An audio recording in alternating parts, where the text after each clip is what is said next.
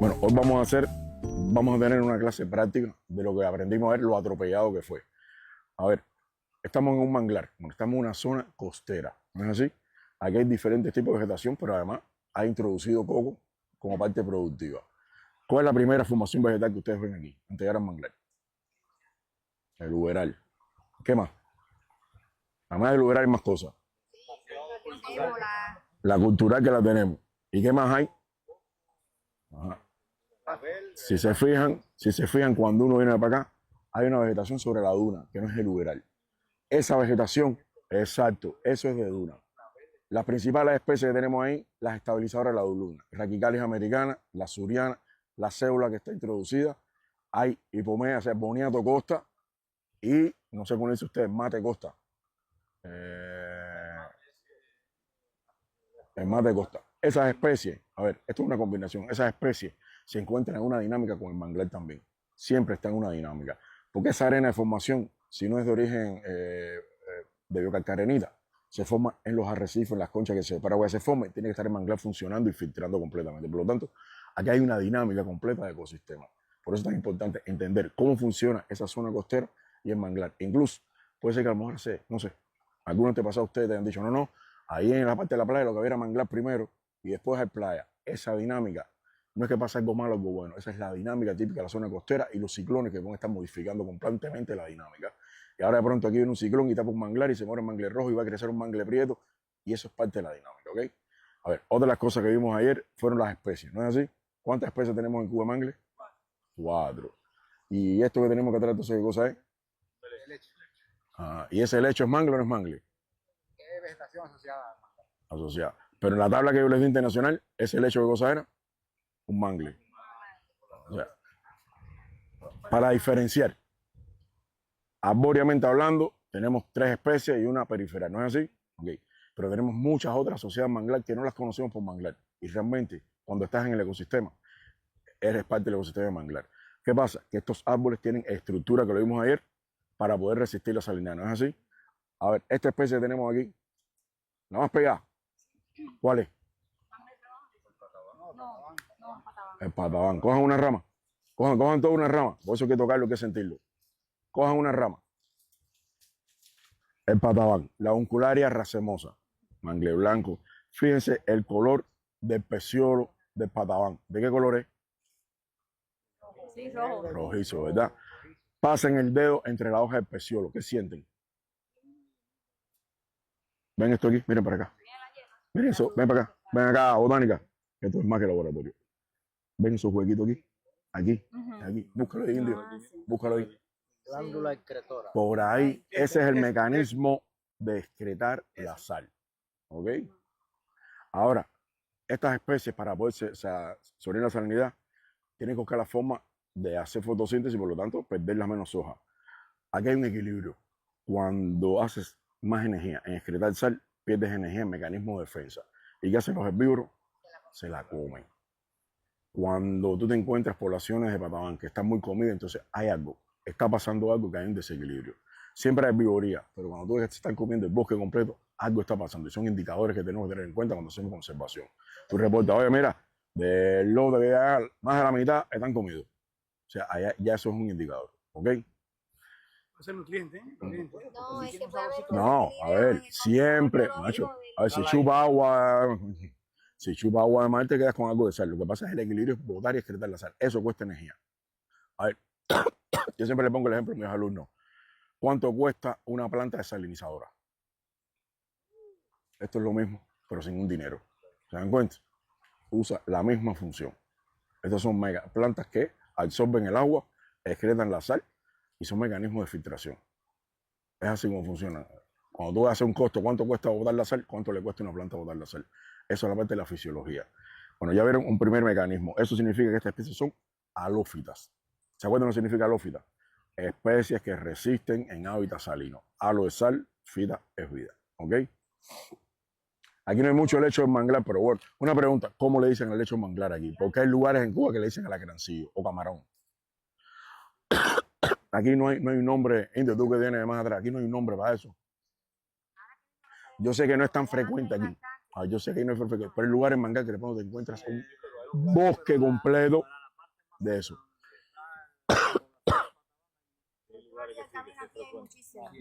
Entonces, vamos a ir buscando, allá tenemos la primera especie. Vamos a ir buscando a ver si encontramos las 3 especies más que faltan. Hay una que la dejamos por el camino. A la vuelta la vamos a recuperar. Ya la dejamos. Vamos a dejarla para recuperarla después. Seguimos en manglar ahora. Ustedes se acuerdan cuando le decía por qué las plantas no invaden el manglar, ni el manglar puede invadir la parte terrestre, ¿no es así? Miren ese mecanismo. El manglar no tiene defensa contra las plantas trepadoras. Cuando le dan arriba, lo secan completo. Fíjate, las plantas no van a entrar ahí, entran directo al manglar. ¿Y qué le hace? Se lo come. Ese es el mecanismo de defensa que tiene el manglar, es la sal. Cuando estás metido entre la sal, no te molesta absolutamente nadie. Cuando vamos a hacer un trabajo de restauración y queremos a veces eliminar especies, abriendo los canales con agua salada, haces el control automático. No tienes ni que chapear ni que desgastarte. Es algo que tienen que saber cuando vamos a trabajar al manglar, porque puede ser que hay una parte que se haya muerto, se haya comatado, empezó a crecer vegetación de arena y qué sé yo. Uno limpia, abre el agua salada, viene y lo seca todo absolutamente. ¿Entendieron? Ahora vamos a la estructura del mangle rojo. O sea, de abajo hacia arriba. La primera estructura que ven. Las raíces, el sistema de raíces. Fíjense bien en las raíces. Indio, pásale la mano a una raíz y dime qué tú sientes. Pásale la mano. ¿Qué tú sientes? Que raspa. Que raspa, ¿eh? Miren acá. ¿Ven esos punticos blancos? ¿Saben lo que es eso? Eso se llama lenticela. Botánicamente hablando, es por donde respiran. Ese es el mecanismo de respiración que tiene el mangle rojo. ¿Ok? Por eso, cuando tú le inundas las raíces, lo asfixia. Si le echas arena, lo asfixia. Si lo untas con petróleo, lo asfixia. Ese es el mecanismo de respiración del mangle. Eso es lo que lo hace que sean anfibios. O sea, son capaces de vivir. O sea, no puedes respirar en las raíces abajo porque es imposible. La respiración del manglar es por ahí. Fíjate que hay algunos patabanes, pero apenas. Vamos a buscar ese nomatóforo. Cuando tocas el nomatóforo, tienes que sentir lo mismo que sintió el indio. Los huequitos. Lo otro, fíjense que el mecanismo del mangle es las hojas todas en una sola posición, al final de las ramas. Eso es un mecanismo para ganar en fotosíntesis. Es una estrategia.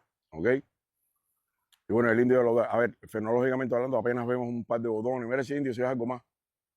Mira acá. Acá hay 4 botones. Aquí está en la fase de botones. A ver, el manglar rojo, y más específicamente el mangle rojo, puede producir propágulos todo el año. Todo el año. En época de lluvia, produce mucho más. Para los que han trabajado, si han hecho ecoturismo en la parte de canales o canales grandes, el mangle rojo que está en los canales produce mucho más propágulo que el resto. ¿Saben por qué? Eso es un truco para hacer conservación. Si queremos restaurar, los canales son los lugares donde podemos encontrar propágulos todo el tiempo. ¿Qué le pasa a las raíces de mangle en los canales? Y están así. Ese mecanismo de péndulo activa hormonas. Y esas hormonas que hacen que se produzca constantemente. ¿Por qué? Porque significa que el manglar está detectando un flujo de agua. Y cuando hay flujo de agua, empieza a producir. Es una estrategia de colonización y reproducción. ¿Entendieron? Solamente el mangle rojo, el resto no lo hace. Por eso cuando usted mora en los canales, ahora nos vamos a fijar más. Y vamos a decir los canales, cuando hay flujo de agua, no esta entradita que tenemos aquí, un canal. ¿Sabes lo que le quiero decir? Un canal que te pueda comunicar, que haya entrada y salida, así que haya constante entrada y salida.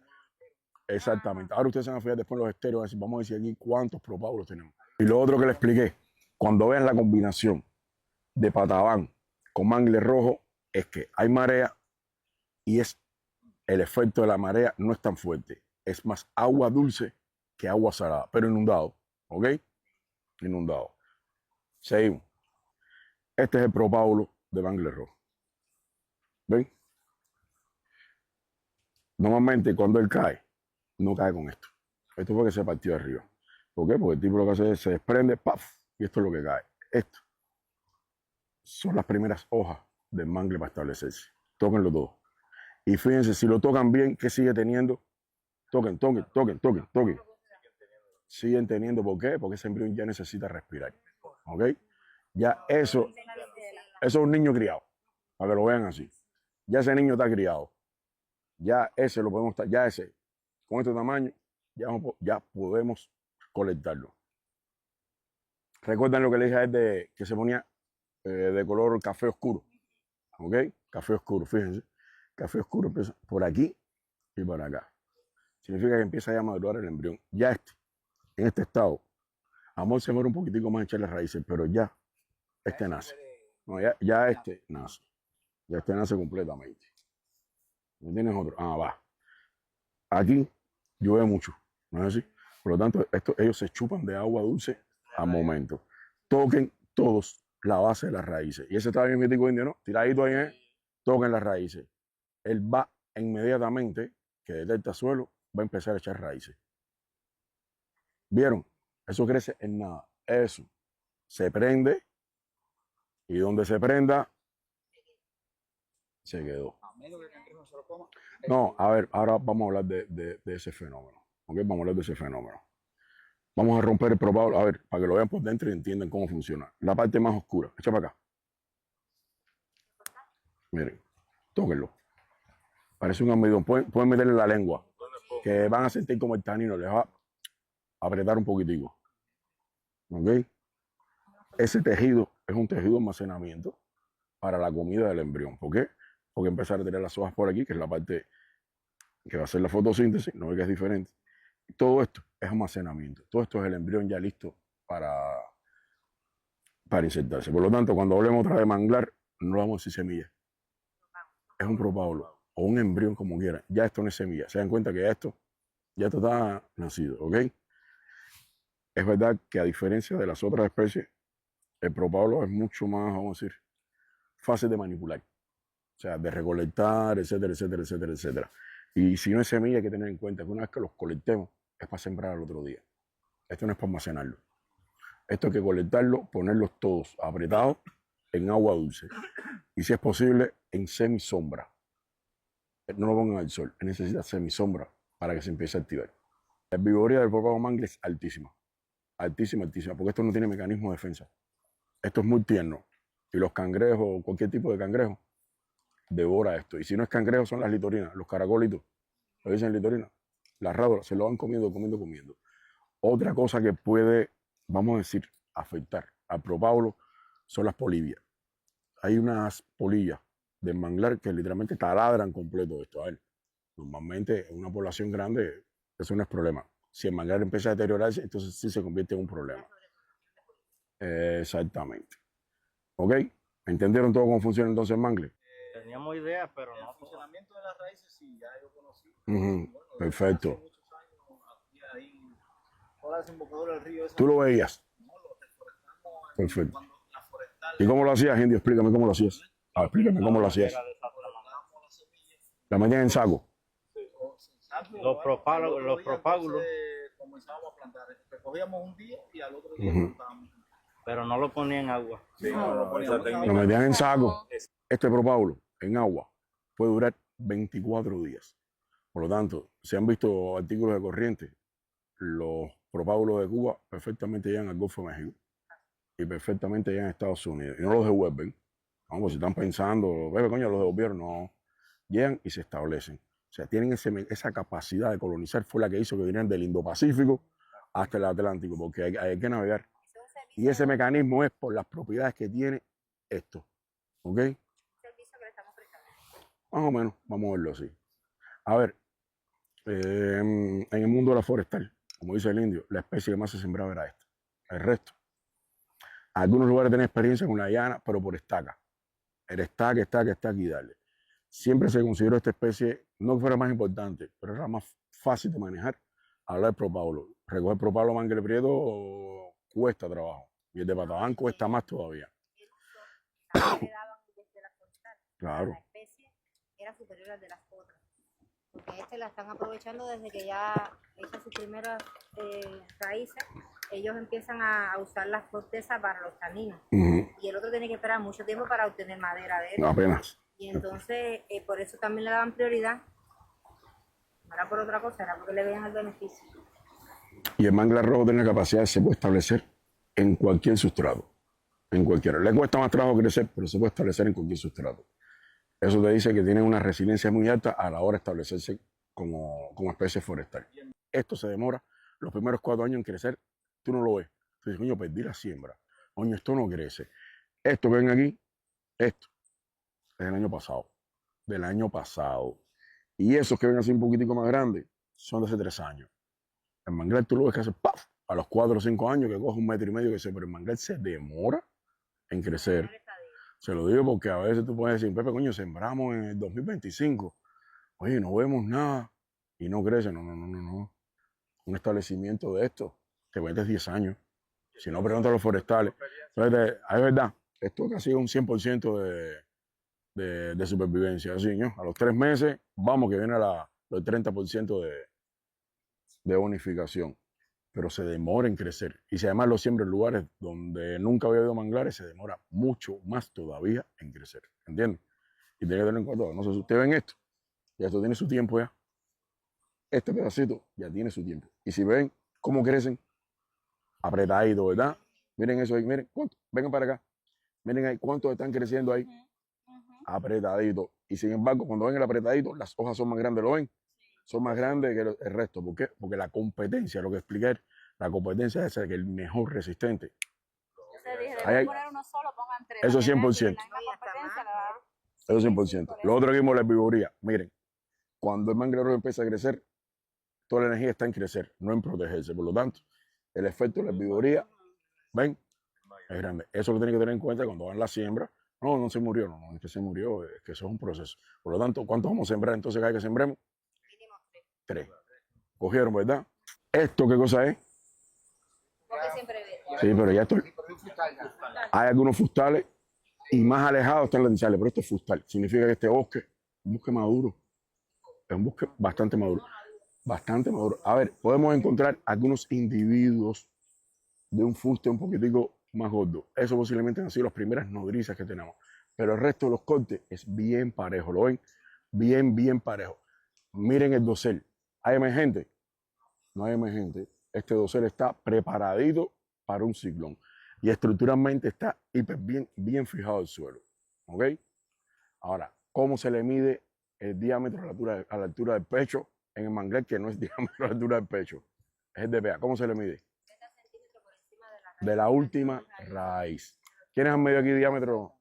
¿Diámetro quién han medido aquí? Todos. Ahora, vamos a hacer un ejercicio. Cada uno, yo voy a anotar, vamos a coger esta línea. ¿Ven ese árbol que está ahí? De ese árbol. A ver, 1, 2, 3, 4, 5, 6, 7, 8, 9. Hasta aquí es 10 metros. ¿No es así, no? Aquí. Cada uno va a medirme en ese hasta 10 metros 5 árboles. Este mecanismo del área basal nos permite en un espacio de hectárea saber la biomasa que tiene el manglar. Pero recuerden que la biomasa que vamos a medir aquí es nada más que el 20% de la productividad del manglar. ¿Dónde está la mayoría de la productividad del manglar? En el suelo. En el suelo. Después vamos a ir para el suelo. Arriba el primero. Vamos. Recuerden que es por aquí. Recuerden que es por aquí, por aquí. Por aquí es centímetro, por aquí es diámetro. Recuerden que tiene, eso es de 1 metro, 2 metros. Si le das 60 es 0.60, ¿ok? Mira, Robert, me coge aquel. Eso del medio ahí. Mira la raíz ahí arriba. Canten el diámetro. Por favor, canten alto que vamos a anotar. Y después vamos a medir altura. Ahí 30 centímetros. ¿Dónde se apuntan? 30 Ramita centímetros. A arriba. la última, pero tenemos que alejarnos un poquitico porque... De la raíz para arriba. La raíz. Mide 30 y sea la cinta. Pero mide, ahí mide con la cinta lo que necesita.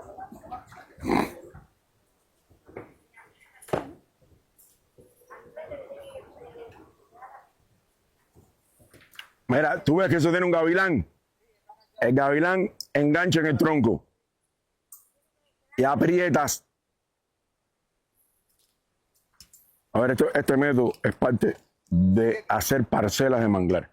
Normalmente, cuando vamos a todo el equipamiento, ustedes ven donde midió, se le marca con creyón forestal, todavía quedan algunos por aquí, con creyón forestal, o se le pone una cinta para el otro año venir a medir y ver y determinar si hay crecimiento del manglar. Las parcelas que hacemos nosotros es de 10 por 10. Y en 10 por 10 se mide absolutamente todo. Altura de raíz, diámetro, altura del tronco y se mide si hay vigoría, si hay los cortes de regeneración que existen, todos los datos de la plantilla van a servir para el otro año medir y ver qué cambios hay. Recuerden que ahí yo les dije que íbamos a ver la parte de reforestación, pero necesitamos un lugar que sea blanco, que sea donde fue al que se afectó. Este hay que monitorearlo, igual que hay que hacer la restauración del otro lado. Eso es parte de los mecanismos. Esto es un ejercicio. Ahora ustedes después van a determinar cuántas parcelas vamos a hacer aquí. Hay que marcarla, ¿sabes? Marcarla con todo, con hierrito, con chapita. O sea, hay que, como ustedes saben hacerlo, marcar una parcela completa y esa parcela es la parcela de monitoreo de ustedes. ¿Ok? Estos son parcelas de 10 por 10 y vamos a hacer, por eso se trabajan con los mapas también. Vamos a ver la densidad que hay. Normalmente de 3 a 5 parcelas es suficiente para un área.